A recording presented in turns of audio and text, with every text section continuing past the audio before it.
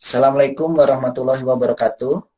Waalaikumsalam Pada hari ini kita masuk ke materi erosion prediction dengan menggunakan GeoWeb.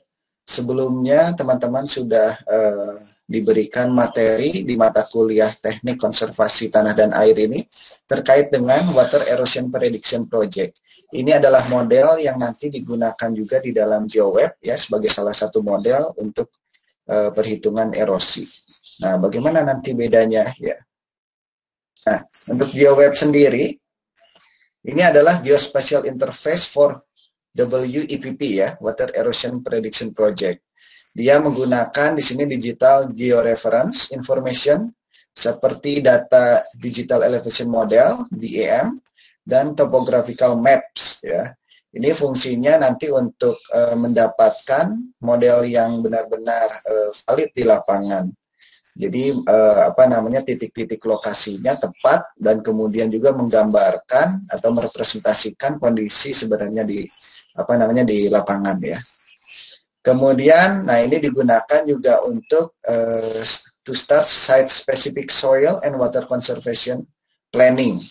Jadi memang kita bisa melakukannya di beberapa jenis tanah dan juga melakukan rencana konservasi tanah dan air ya.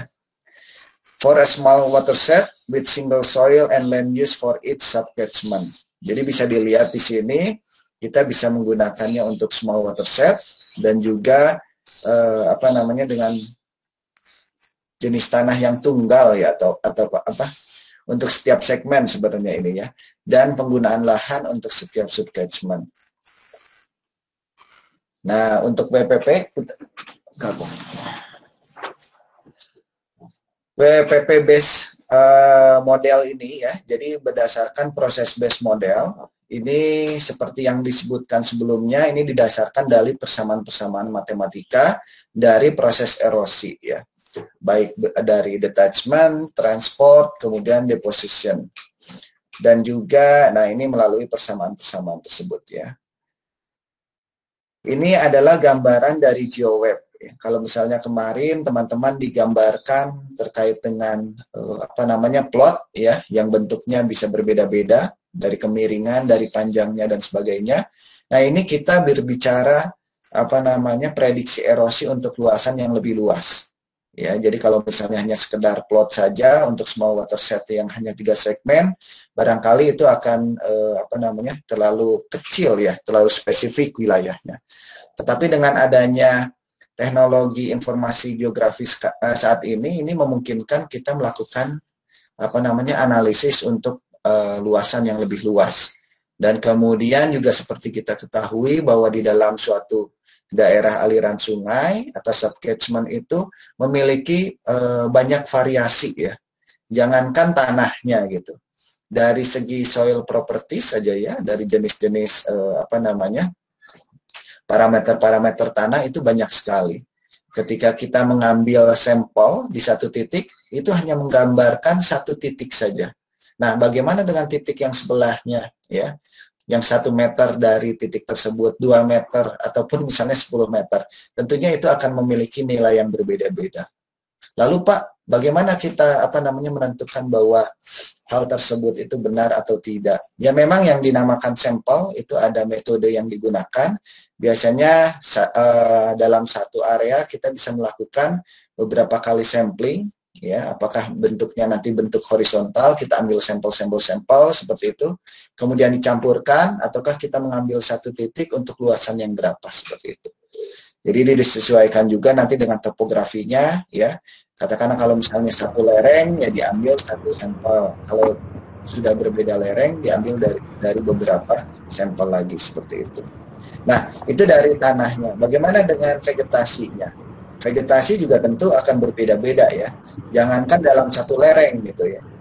Dari sekian meter saja sudah bisa memiliki perbedaan yang berarti ya. Yang satu lahan pertanian, yang satu misalnya lahan hutan. Itu sudah memiliki hal yang berbeda ya. Nah, kemudian Anda bisa lihat di sini, ini adalah gambaran dari canal ataupun sungai lah ya, kalau misalnya bilang. Nah, ini kalau misalnya kita lihat ini bentuknya seperti kotak-kotak ya. Ini menggambarkan piksel sebenarnya. Piksel dari apa namanya sungai tersebut ya. Semua ukurannya sama. Walaupun demikian, sungai-sungai pasti akan memiliki lebar dan apa namanya panjang yang berbeda ya. Nah, kemudian juga kita bisa melihat di sini ada apa namanya warna-warni di sini ya. Ada warna merah, kemudian ada warna kuning, hijau dan sebagainya. Ini sebenarnya menunjukkan hasil dari sedimen yield ataupun erosi yang terjadi ya. Anda bisa lihat di bagian sini, ini sebenarnya adalah hasil dari apa namanya analisis tersebut. Ada yang on-site ya, ada deposition, kemudian ada yang off-site di sini ya. Jadi kalau on-site ya ini berpengaruhnya terhadap apa namanya pada lokasi tersebut ya, titik lokasi tersebut. Kalau off-site itu pengaruhnya terhadap apa namanya daerah di luar dari lokasi tersebut. Ya, biasanya di downstream ya, di bagian bawah dari sungai tersebut. Nah, kemudian Anda bisa lihat di sini ini adalah tools dari GeoWeb ya. Jadi kalau kita bisa apa namanya bisa lihat ini merupakan plugin dari ArcGIS ya. Selanjutnya ini adalah GeoWeb Core Function ya. Jadi teman-teman barangkali pernah melihat untuk WPP sendiri di situ banyak sekali model yang berjalan ya. Berjalan di apa namanya di dalam model tersebut. Nah, di dalam GeoWeb sendiri ini ada beberapa fungsi untuk yang menghitung dari apa soil erosion. Yang pertama adalah topaz. Di sini disebut topographic parameterization. Ini biasanya si topaz itu menganalisis data DEM, Digital Elevation Model, untuk mendapatkan informasi dari segmen tiap wilayah ya. Apakah itu panjang dari lereng ya, kemudian kemiringan lereng. Selain itu juga dia menciptakan apa namanya saluran-saluran dari data DEM itu ya. Nah, selain itu juga dia membentuk nanti daerah aliran sungai tersendiri, sehingga ketika kita jalankan dia akan membentuk ya mana sih wilayah-wilayah yang menjadi subcatchment dari titik yang kita klik tadi sebelumnya ya. Kemudian ada watershed segmentation. Nah, ini biasanya terbagi menjadi beberapa subcatchment ya, dari satu das katakanlah. Dari satu das itu dia akan membagi-bagi berdasarkan segmen-segmennya itu ya. And subcatchment parameterization. Ini yang saya sebutkan sebelumnya ya. Ada lereng, ada panjang lereng, ada lebar segmennya, panjang segmennya dan sebagainya ya. Nah, kemudian di sini ada PRISM ya, parameter elevation regression on independent slope model. Ini sebenarnya untuk terkait dengan climate data ya. Kalau kemarin minggu lalu saya menyebutkan apa namanya WPP menggunakan Claygen ya. Claygen di situ untuk mengenerate data-data climate ataupun data-data curah hujan dari 10 tahun sampai 100 tahun seperti itu. Itu untuk mengenerate data climate. Tetapi untuk yang PRISM ini tergantung juga dengan ketinggian gitu. Jadi input yang kita masukkan itu biasanya hanya satu stasiun ya. Tetapi ketika dia semakin lama semakin berbeda, elevasinya itu akan mempengaruhi dari apa namanya distribusi dari hujan atau climate-nya. Seperti kita ketahui sebagai contoh misalnya, katakanlah kalau misalnya temperatur di suatu tempat ya, kemudian kita bandingkan dengan tempat lain yang memiliki ketinggian apa namanya elevasi, beda elevasi 100 meter itu bisa berubah 1 derajat seperti itu ya. Dan ini menggunakan model juga seperti itu. Jadi kalau misalnya ada apa namanya perubahan-perubahan terkait dengan topografi, terkait dengan lokasi, dia akan membuat pemodelannya sendiri ya. Sehingga nanti setiap lokasi bisa kita hitung nanti ya untuk apa namanya climate-nya seperti apa ya, parameter-parameter iklimnya. Dan yang terakhir di sini ada WPP ya, Water Erosion Prediction Project ya, untuk menghitung erosi ya dan juga limpasannya sebenarnya ya. Jadi ada 3 ini ya fungsi utama untuk menghitung erosinya. Ini barangkali gambaran terkait dengan GeoWeb secara keseluruhan ya. Tadi terkait dengan soil erosion, ini sudah saya sebutkan, ada 3 core function. Tetapi di dalam GeoWeb ini sebenarnya kita menggunakan user interface, menggunakan ArcGIS ya. Nah, ArcGIS sendiri ini dia akan membuat ditempelkan plugin lah istilahnya ya. Jadi GeoWeb itu sebagai plugin untuk ArcGIS ya, karena ArcGIS juga sudah mampu menghitung berbagai analisis spasial, baik membuat mengolah data dam menjadi watershed, itu bisa secara manual dilakukan walaupun tidak ada model ini biasanya ya. Jadi kita bisa menganalisis sendiri dari data dam, dibuat misalnya perataan lahan untuk cekungan kalau misalnya yang terjadi ya, kemudian juga dibuat delineasi untuk watershed-nya, kemudian mereka akan menghitung nanti tiap segmennya seperti apa ya, itu bisa dilakukan ya. Nah, kemudian juga terkait dengan GIS analisis, saya tadi sudah menyebutkan bahwa TOPAS itu topographic parameterization, sumber inputnya adalah data DEM ya, digital elevation model. Sedangkan PRISM di sini ini terkait dengan precipitation dan temperatur. Selain itu juga kita memasukkan UTM zone ya. Ini teman-teman barangkali yang sudah mengambil SIG bisa paham ya, UTM zone. UTM zone itu adalah zona UTM ya, Universal Transfer Mercator. Jadi ini adalah sistem koordinat proyeksi sistem koordinat ya yang digunakan untuk pemetaan. Teman-teman biasanya kalau untuk menentukan suatu koordinat ya di misalnya Google Map biasanya itu menggunakan derajat, menit, detik ya. Nah, itu adalah sistem koordinat geografis. Nah, kalau untuk yang UTM zone itu unitnya itu satuannya adalah meter ya. Jadi kita bisa menghitung luas. Terdengar ya suara saya ya? Terdengar, Pak. Yo. Jadi ini adalah GeoWeb model ya, menggunakan user interface dari ArcGIS. Kemudian untuk GIS analisisnya dia menggunakan 3 model ya. Adapun untuk tadi inputnya ada DEM, kemudian ada data climate ya, precipitation and temperature. Selain itu juga ada UTM zone ya. UTM zone itu adalah sistem koordinat untuk yang menggunakan unit satuan meter ya. Jadi teman-teman kalau misalnya menggunakan yang derajat, menit, detik itu adalah sistem koordinat geografis. Nah, UTM zone ini terbagi-bagi menjadi beberapa zona ya. Untuk Indonesia, katakanlah untuk Bandung, biasanya kita menggunakan yang 48S ya. 48 itu nomor zona untuk wilayah Bandung dan sekitarnya. Sedangkan kalau misalnya daerah Sumedang ke sana itu mungkin sudah 49 ya. S itu south ya, jadi di wilayah belahan bumi sebelah selatan. Nah, selain itu juga kita memasukkan input data land use dan soil type ya. Di sini land use itu didasarkan juga dari data-data raster ya. Dalam sistem informasi geografis kita kenal ada data raster, ada data vektor. Kalau data raster itu biasanya merupakan data yang berupa gambar ya, dan terbagi-bagi menjadi pixel-pixel yang memiliki nilai tertentu ya. Seperti halnya foto, setiap pixel itu menampilkan nilai yang berbeda ya, ataupun warna yang berbeda seperti itu. Ya, jadi land use dan soil type itu menggunakan data-data raster ya.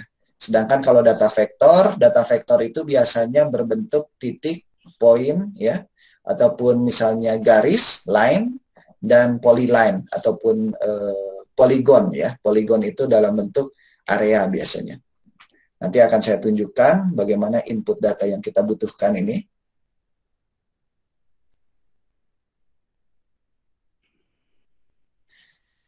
Nah, ini ya.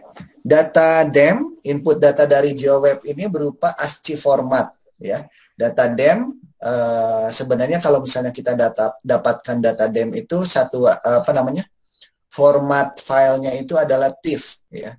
Nah, dengan kebutuhan untuk analisis ini kita harus merubah nih dari TIFF itu menjadi ASCII ya. Nah, selain itu ada climate data, soil file, land cover, and management file ya.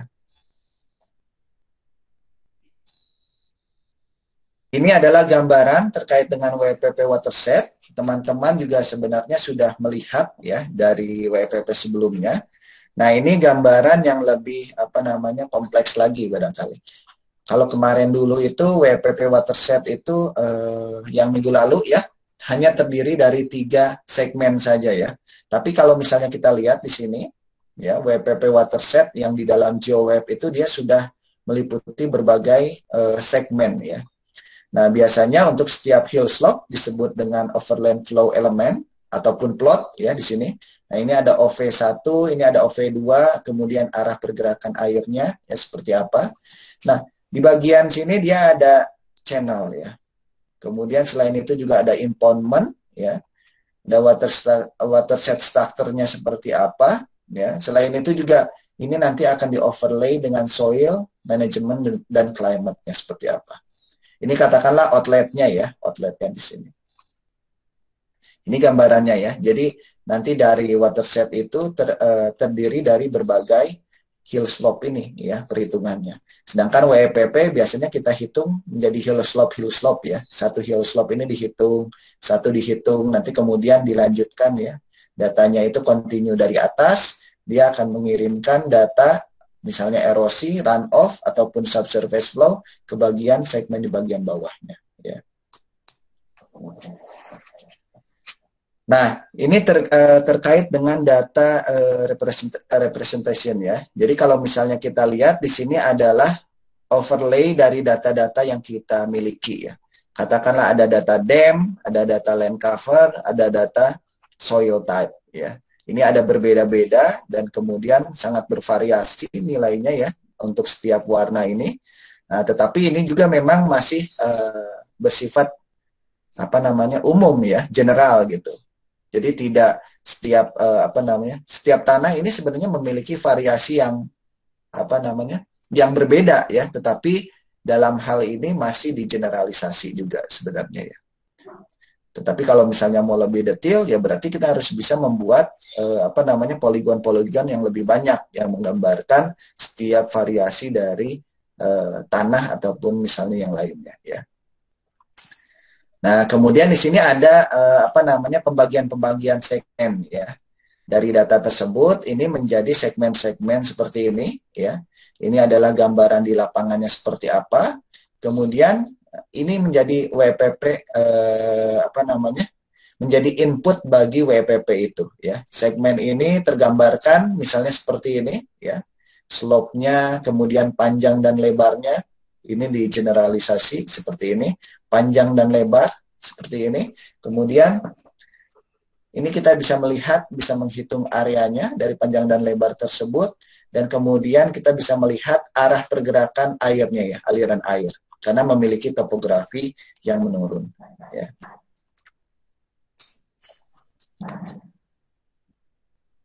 Nah, di dalam GeoWeb sendiri ini ada beberapa cara ya untuk melakukan simulasi.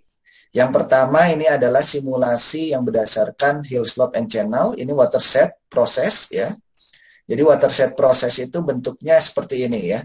Yang seperti saya tadi gambarkan, ada satu segmen bagian atas, segmen kedua, segmen ketiga. Ini tipe watershed. Tetapi yang bagian sini ada yang proses secara flow path ya. Teman-teman kalau misalnya melihat kondisi di lapangan, dia akan lebih mirip yang bagian ini. Jadi setiap pixel, nanti di sini dihitung setiap pixel ini akan menggambarkan suatu bidang ya. Apakah itu panjang dan lebarnya, kemudian juga kemiringannya, bagaimana dia akan mengalir ketika air jatuh di bagian atasnya. Nah, nanti dihitung nih ya.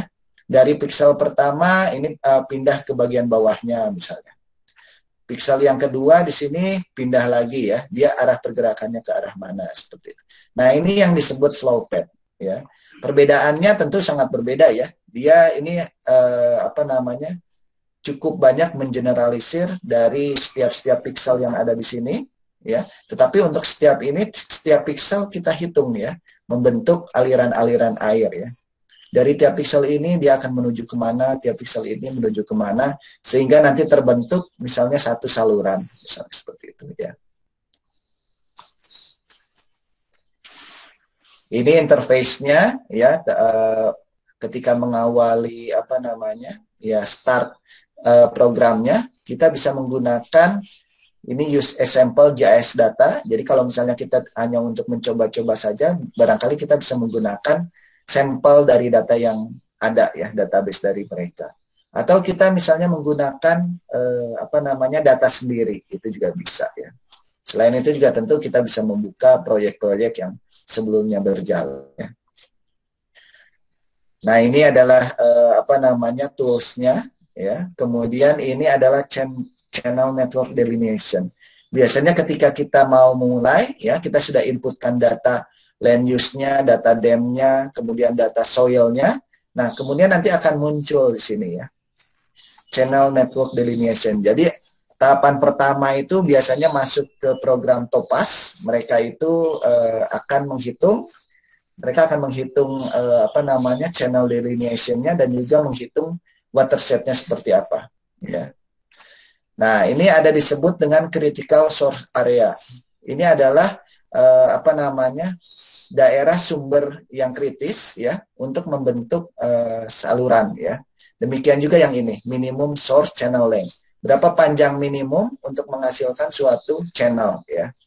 Jadi semakin kecil barangkali nanti akan membentuk saluran-saluran yang lebih kecil lagi ya. Tapi kalau misalnya semakin banyak, dia akan lebih mengeneralisir saluran yang akan terbentuk ya. Nanti akan berbeda ya kalau misalnya kita buat ini 10 hektar, nah, misalnya 50 hektar atau 100 hektar ya, nah, itu akan membentuk hanya beberapa apa namanya hanya beberapa channel saja gitu. Tetapi kalau misalnya kita membuat semakin kecil ini, nanti dia akan lebih apa namanya lebih detail lagi untuk ukuran channel networknya ya, ataupun saluran-saluran dari sungainya itu. Ini gambaran terkait dengan data yang saya miliki dulu ya, penelitian waktu di Jepang. Ini adalah daerah aliran sungai Agatsuma di daerah Gunma. Ini cukup besar sekali, ini ada sekitar 700 km persegi. Dan memang sebenarnya untuk GeoWeb tidak dibuat untuk wilayah yang besar seperti ini. Ya. Jadi penelitian saya sendiri juga apa namanya tidak keseluruhan, tetapi kita buat subdas-subdas kecil seperti ini. Ya. Nanti digunakan untuk membandingkan bagaimana sih perbandingan antara apa namanya tutupan lahan, perbandingan untuk misalnya antara rasio dari hutan dan rasio dari agriculture. Selain itu juga dari topografinya, nanti kita akan bisa melihat karakteristik dari setiap daerah tersebut ya. Nah, ini data dam ya. Data dam sendiri ini saya menggunakan dari GSI ya, BIG-nya Jepang lah ya. Geospatial apa namanya? Information. Jadi apa namanya?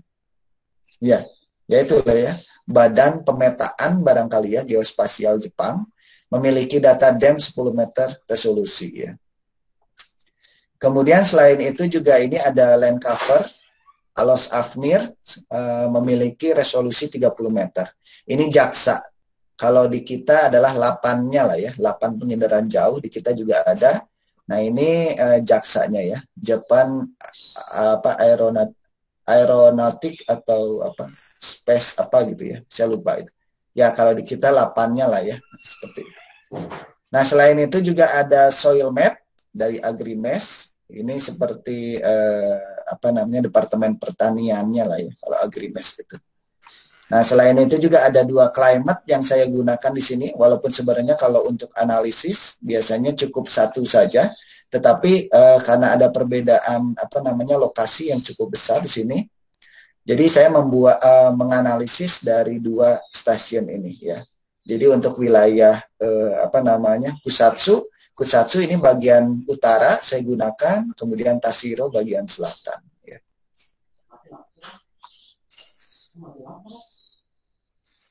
Iya Pak, mati lampu. Nah, Kemudian ini terkait dengan parameter setting for watershed method.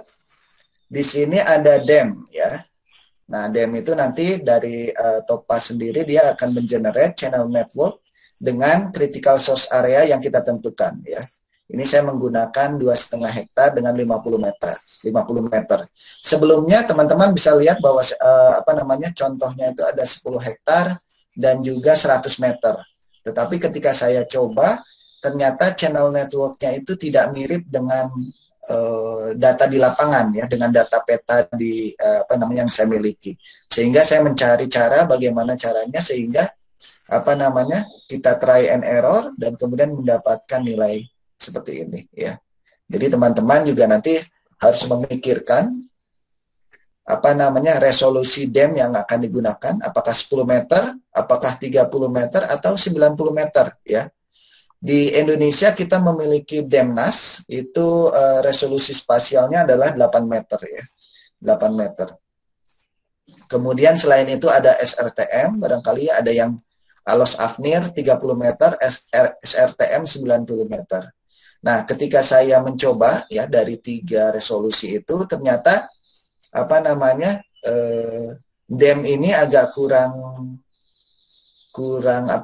presisi untuk daerah-daerah yang datar dan memiliki irigasi teknis ya. Nah, sebagai contoh katakanlah kalau untuk daerah yang bagian dekat pegunungan, topografinya jelas gitu ya, jelas curamnya ataupun kemiringannya, itu akan mudah. Tetapi kalau untuk sudah masuk daerah aliran yang datar, biasanya dia akan kehilangan informasi untuk mendapatkan si sungainya tersebut ya untuk saluran. Apalagi kalau sudah dibuat irigasi teknis, ya sudah tidak bisa melihat dia ya.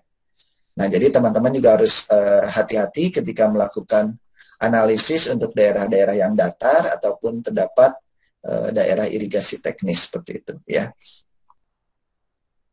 Nah, ini kemudian untuk forestry watershed ya. Kebetulan untuk daerah-daerah saya selain ada agriculture-nya, ada juga untuk daerah aliran sungai yang hutan semuanya ya. Ini memiliki perbedaan parameter. Kita menggunakan restricted layer dan menggunakan Penman mounted evapotranspiration method ya untuk evapotranspirasinya. Ini juga sudah dijelaskan barangkali sebelumnya ya di materi perkuliahan UEPP. Nah, selain itu juga parameter setting untuk GeoWeb ini menggunakan generalization ya, soil properties and land management factor. Jadi data-data yang kita miliki ya sebenarnya kita mengeneralisir ya, secara umum saja, tidak secara spesifik untuk tiap-tiap lokasi per meternya itu berbeda-beda. Itu akan sangat banyak sekali.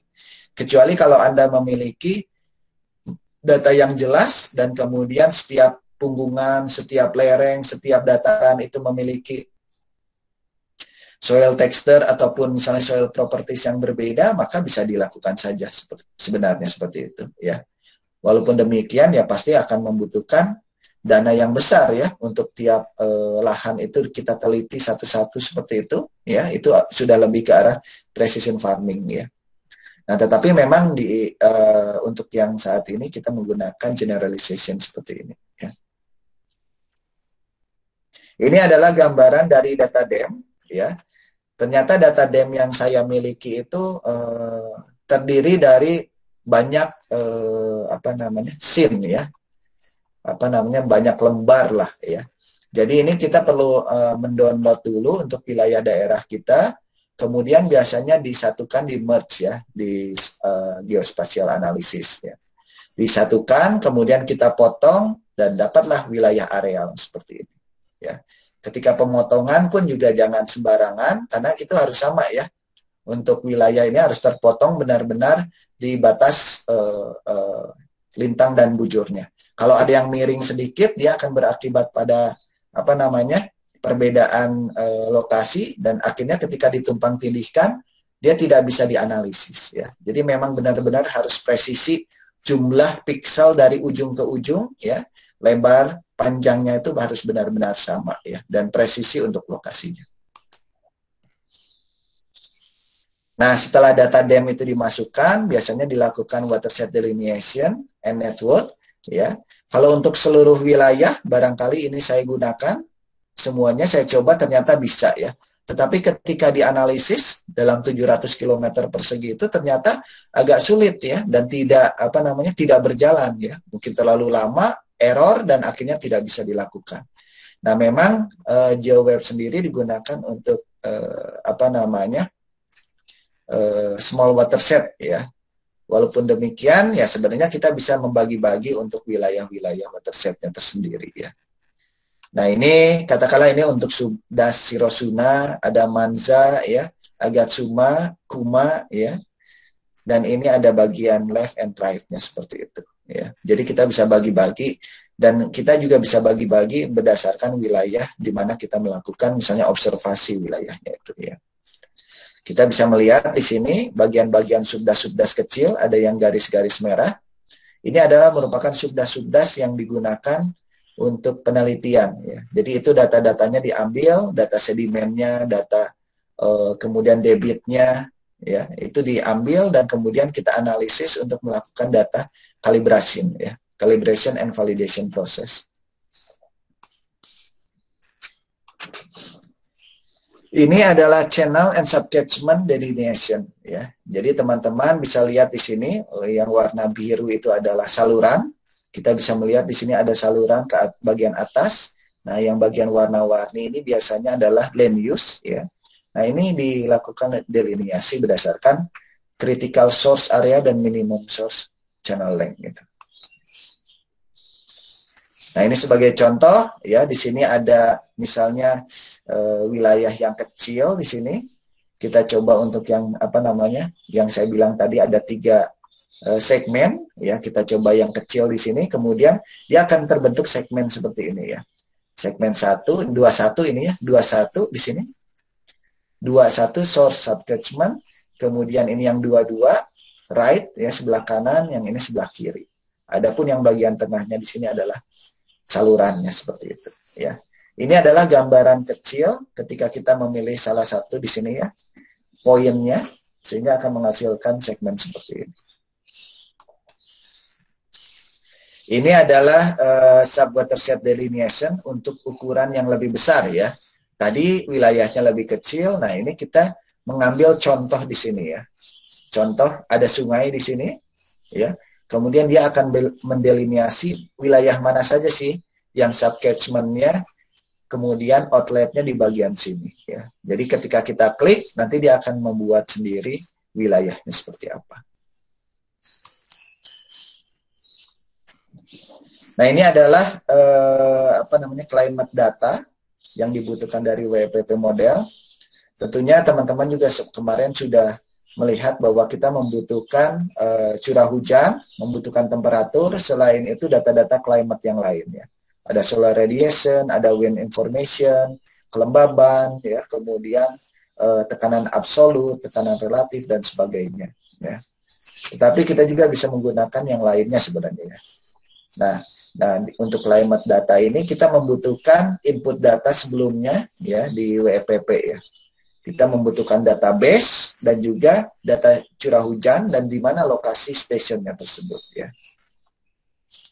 State database kurang lebih database di wilayah tersebut, katakanlah satu provinsi ataupun misalnya satu states ya, states itu ya, negara bagian seperti itu.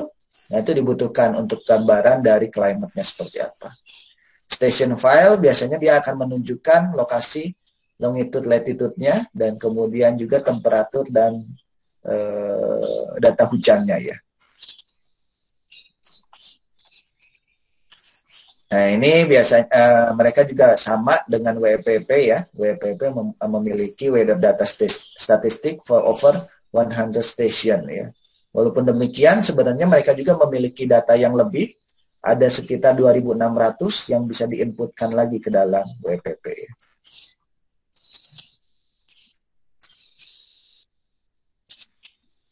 Nah, untuk data tanah ya, sebelumnya sudah ditampilkan soil map dalam bentuk ASCII ya, dalam bentuk data raster untuk analisis di ArcGIS itu. Selain itu juga kita membutuhkan data-data informasi soil map dalam bentuk TXT soil database dan soil type dalam bentuk soil file seperti ini ya. Nah, file-file ini sebenarnya kita inputkan dan juga kita buat sendiri ya dalam TXT-nya itu. Ini untuk soil map ini, TXT ini akan tampil di legenda di dalam peta tersebut. Selain itu juga dia menghubungkan antara soil database dan soil file ini ya, litosol seperti ini. Ini soil file name litosol memiliki properties sandy clay loam, albedo, initial saturation level, dan parameter-parameter lainnya ya yang terkait dengan soil properties. Nah, ini soil map ini ya dibutuhkan untuk menghubungkan antara soil map dengan soil database tersebut ya. Jadi kalau misalnya di soil map database ini ada beberapa jenis tanah, katakanlah misalnya ada 10 tanah, nah kita harus inputkan nih ya 10 tanah tersebut di dalam soil map tersebut ya. Dia akan menghubungkan soil map yang di sini, informasi yang ada di soil map dengan data-data yang di soil database tersebut. Nah, ini gambarannya ya. Jadi kalau yang tadi saya bilang tadi, soil map itu terhubung dengan data legenda di dalam peta ini. Ini adalah titik biasanya untuk data raster menunjukkan nilai-nilai tertentu ya, data-data tertentu. Nah, untuk nilai 1 misalnya itu ya, dengan nilai 1 memiliki nama litosol. Ya, kita inputkan di sini litosol ya. Di sini akan muncul misalnya litosol. Kemudian di dalam soil database ini, litosol itu disimpan di mana sih? Di dalam data WPP tersebut. Nah, ini litosol tersebut tersimpan di dalam folder ini. Forest, kemudian folder berikutnya distrib WPP soil, kemudian forest silt loam ya. Jadi si litosol itu memiliki informasi ataupun alamat di sini ya. Forest, folder distrib WPP soil, kemudian folder forest silt loam. Ini nama forest ya, forest silt loam ya, namanya. Demikian ya. Jadi ada soil map, ada soil DB, dan kemudian di sini ada soil rasternya ya, data raster dalam bentuk data SIG. Ya. Sama halnya dengan land cover, management file, di sini juga sama. Ada data SIG-nya dalam bentuk ASCII, kemudian ada land cover legendanya, kemudian land cover dalam rotation file-nya. Ya. Kita beri nama apa nih? Apakah dia misalnya agriculture, apakah dia forest, ataupun jenis cover crops yang lainnya. Ini adalah proses dari verifikasi dari data land cover. Jadi teman-teman ketika melakukan analisis land cover, kita harus mengecek sebenarnya ya. Untuk mengecek apakah data yang kita miliki itu akurat atau tidak. Ya, biasanya kita pilih dari setiap jenis tanah, kita pilih beberapa sampel, kemudian kita cocokkan dengan lokasi kondisi di lapangan. Ya. Nah, ini katakanlah misalnya data tersebut misalnya hutan gitu ya. Kita melihat nih datanya tersebut, apakah dia benar hutan atau tidak nih, ya. Di dalam peta dia hutan gitu, tetapi untuk lokasi sebenarnya apakah dia hutan atau tidak ya. Nah, itu harus dicek ya. Ini datanya ya, data-data dari reference, data reference, kemudian data dari interpretasi dari land cover ya. Untuk water atau badan air biasanya ya, badan air adakah ininya ya, diambil ya 4 ini benar-benar memang badan air ya. Jadi ketika kita ngecek ya ada 4 sampel, apakah dia benar badan air, ketika dicek di dalam reference-nya ya, data sebenarnya di lapangan ataupun menggunakan peta dengan resolusi spasial yang tinggi, kita bisa menentukan bahwa itu memang benar badan air seperti itu. Demikian juga misalnya untuk yang evergreen forest ya. Evergreen forest atau forest, kita bisa melihat apakah benar dia evergreen forest ya. Nah, ternyata di reference ada beberapa mungkin yang berbeda ya, gitu. Ada kesalahan-kesalahan dari kesalahan-kesalahan dari interpretasi. Ada beberapa mungkin yang lain menjadi water menjadi evergreen forest, urban menjadi evergreen forest, paddy field menjadi evergreen forest. Nah, ini adalah kesalahan-kesalahan interpretasi ya. Kita jumlahkan berapa persen sih totalnya ya. Dan ternyata kita mendapatkan informasi bahwa keakuratannya itu hanya sekitar 60% ya. Jadi tidak sampai 90%. Nah, bagaimana ini cara untuk memperbaikinya? Biasanya kita melakukan analisis ulang ya. Tetapi pada saat ini ya memang pada saat itu saya tidak melakukan analisis ulang lagi untuk mendapatkan land cover, jadi hanya menggunakan data yang sudah ada saja ya dari Jaksa. Nah, ini adalah rotation file, kita buka di WEPP ya. Jadi GeoWeb itu ketika kita install, dia akan terinstall juga WEPP. Di sanalah kita bisa menganalisis ataupun merubah-rubah data-data input untuk rotation file dan juga untuk tanah ya, untuk soil. Nah, ini bisa kita lihat untuk forest, misalnya initial condition seperti apa, dan kemudian ini adalah data-data karakteristik dari hutan tersebut ya. Ada misalnya bulk density ya, less after tillage berapa, misalnya initial canopy cover, days since last tillage misalnya ya. Ini kan kalau hutan tidak pernah diolah ya. Nah, ini diisikan dengan nilai yang sangat besar, 1000 days ya. 1000 hari ya. Kalau 1000 hari itu berarti berapa tahun? 3 tahun berarti ya, terbiarkan gitu.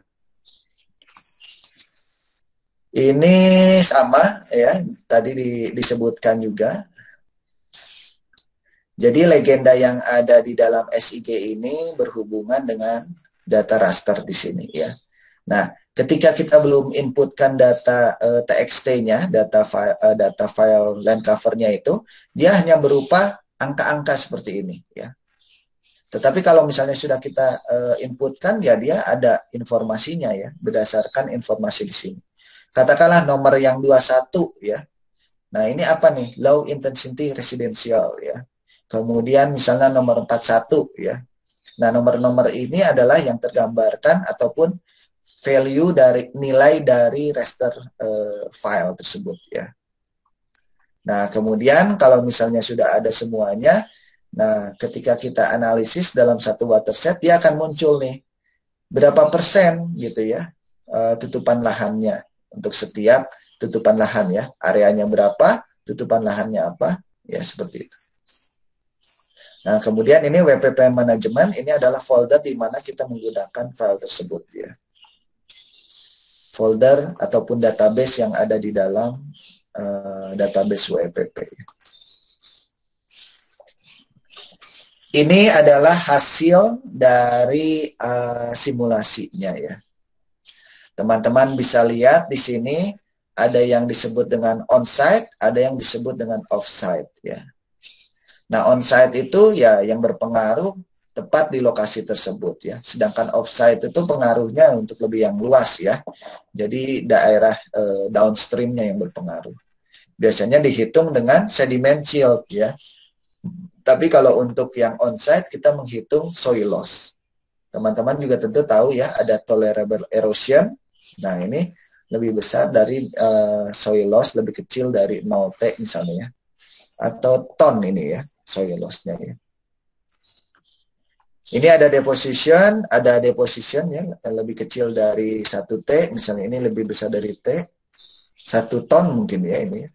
Kemudian ada 0 sampai lebih kecil dengan 1/4 ya, T seperti itu. Nah, ini juga semakin warnanya semakin merah ya, dia itu akan menunjukkan nilai yang lebih besar ya. Ini juga sama ya, nilainya semakin merah dia menunjukkan nilai yang semakin besar. Ini gambaran dari data rasternya. Kita bisa menganalisis data rasternya seperti apa, luasannya berapa. Nah, selain itu juga ada data TXT filenya ya. Jadi ini kita bisa menghitung berdasarkan event result, data hariannya. Selain itu juga kita bisa menghitung data apa namanya, summary atau kesimpulannya ya. Kemudian di sini bisa kita lihat hill slope and channel result ya. Jadi untuk apa namanya, data-data di hill slope itu kita bisa melihat ya, hill slope 1, 2, 3, 4 dan seterusnya. Ini akan kita dapat informasi runoff, sub runoff, soil loss, sediment deposition dan sediment yield-nya seperti apa ya. Nah, ini adalah apa namanya, rata-rata tahunan ya. Jadi ketika kita melakukan simulasi beberapa tahun, kita bisa mendapatkan informasi rata-ratanya ya. Jadi ini katakanlah untuk luasan subwater set-nya, kemudian jumlah precipitation-nya dalam meter kubik ya per tahun, kemudian juga ada irigasi, katakanlah ada irigasi, ada water discharge ya, kemudian juga ada hill slope soil loss, berapa ini seluruh apa namanya, hill slope itu kehilangan tanahnya ya. Selain itu juga ada channel soil loss ya. Jadi selain dari plot juga dihitung juga dari salurannya berapa kehilangan tanahnya. Ya. Selain itu ada sediment discharge ya dari outletnya. Jadi kita hitung di ujung di lokasi tempat kita melakukan analisis. Kemudian ada sediment delivery per unit area of water set ya. 700 ton per hektar per tahun ya, misalnya seperti itu. Sediment delivery ratio juga bisa terhitung di situ ya. Ada beberapa kesulitan barangkali yang saya dapati ketika melakukan analisis ya. Salah satunya di sini ketika kita melakukan analisis di luar dari Amerika ya, di luar Amerika Serikat. Karena mereka hanya menyediakan database hanya untuk lokasi stasiun yang ada di Amerika ya. Nah, kemudian untuk lokasi tempat penelitian saya itu di luar dari USDA dan tidak disupport ya. Jadi kita harus bisa membangun data-database-nya ya. Kita kumpulkan data stationnya, kemudian membuat database, geodatabase untuk state database-nya itu. Kemudian juga ya baru kita jalankan seperti itu. Ya. Kemudian selain itu juga soil parameter data ini saya tidak melakukannya langsung di lapangan, tetapi menggunakan data-data hasil analisis ketika mereka merencanakan bendungan ya di daerah tersebut ya. Jadi ada data-datanya cukup banyak juga ya. Apa namanya, itu bisa digunakan ya. Nah kemudian untuk wilayahnya, ternyata wilayah yang diteliti itu sangat besar sekali, sehingga membutuhkan analisis yang lebih komprehensif ya, cukup banyak sekali pekerjaan untuk menganalisisnya. Selain itu juga land covernya, reliable percentage-nya sangat rendah, hanya 60% yang tadi saya sampaikan. Kemudian parameter di dalam rotation file juga sangat banyak sekali ya. Walaupun demikian, pada akhirnya kita menggunakan asumsi bahwa apa namanya, file itu bisa kita gunakan ya. Tentunya didasarkan juga dengan apa namanya, analisis bagaimana sih ketika kita melakukan budidaya suatu tanaman, menggunakan traktor jenis apa, menggunakan implement jenis apa ya. Kemudian juga untuk waktu dari penanamannya berapa kali dalam 1 tahun, itu harus kita inputkan juga ya. Selain itu, ketika kita melakukan pemodelan, biasanya kita juga melakukan apa namanya, validasi dan kalibrasi ya. Untuk untuk GeoWeb ini kita bisa melakukan kalibrasi dan validasi mulai dari plotnya dan juga dari outlet ya, dari titik outlet dari sungainya. Berapa sedimen yield-nya, berapa apa namanya, debitnya, seperti itu. Nanti setelah itu ya dianalisis dan dibandingkan dengan data-data simulasi. Kalau misalnya perbandingannya itu cukup dekat, barangkali bisa kita gunakan untuk wilayah-wilayah yang lain ya, ataupun data simulasi tersebut dapat dipercaya seperti itu. Tapi kalau misalnya terlalu besar, nah ini ada kesalahan apa nih ya? Nah, saya mendapatkan bahwa apa namanya, karena memang belum terbiasa juga, saya membutuhkan waktu sekitar 1,5 tahun ya untuk mendapatkan data debit itu mirip lah dengan data-data di lapangan ya. Karena memang ternyata ada beberapa hal yang saya temui, ada kekurangannya gitu. Ada kekurangannya yang harus dilakukan perbaikan-perbaikan ataupun penambahan aplikasi ya. Seperti yang Penman Montet itu harus saya tambahkan filenya. Jadi tidak hanya sekedar klik saja, tetapi harus ditambahkan dalam bentuk file TXT seperti itu. Itu barangkali dari saya. Terima kasih atas perhatiannya. Wassalamualaikum warahmatullahi wabarakatuh. Waalaikumsalam warahmatullahi wabarakatuh. Waalaikumsalam warahmatullahi wabarakatuh. Terima kasih, Pak. Ya, terima kasih.